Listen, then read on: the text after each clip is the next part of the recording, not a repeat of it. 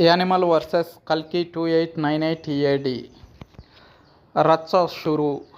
థియేటర్లలోకి వచ్చే రోజు కోసం జనాలు ఈగర్గా వెయిట్ చేసే రోజులు రాను రాను తగ్గుతున్నాయి. థియేట్రికల్ రిలీజ్ డేట్ కోసం వెయిట్ చేసేవారు కొందరైతే ఓటీటీ రిలీజ్ కోసం వెయిట్ చేసే వర్గం కూడా క్రియేట్ అవుతుంది. ఓటీటీ రిలీజ్ అన్నది జయాపజయాల మీద ఎక్కువగా ఆధారపడి రిలీజ్ అవుతాయన్న విషయం నిదానంగా అర్థమవుతుంది.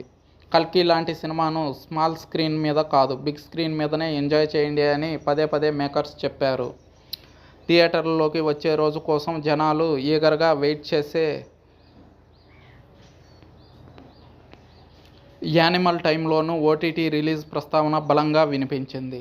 ఇలాంటి సినిమాలను ఇంట్లో అందరి ముందు ఎలా చూడడం అన్నవారు లేకపోలేదు.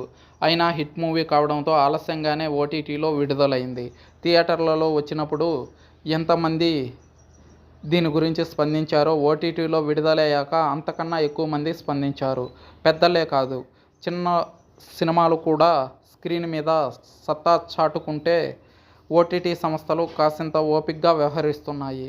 8 అంటే 8 వారాల్లోనే ఓటీటీ రిలీజ్ చేస్తామని అనడం లేదు కానీ థియేటర్లలో రన్నుని గౌరవిస్తామంటున్నాయి. మామూలుగా RRR లాంటి పెద్ద పెద్ద దర్శకులు, స్టార్ హీరోలకు ఓటీటీ సహకారం మెండుగానే ఉంటుంది. కాకపోతే రిలీజ్కు ముందు చేసుకున్న డీల్ను బట్టి చాలా వరకు కండిషన్స్ అప్లై అవుతాయి.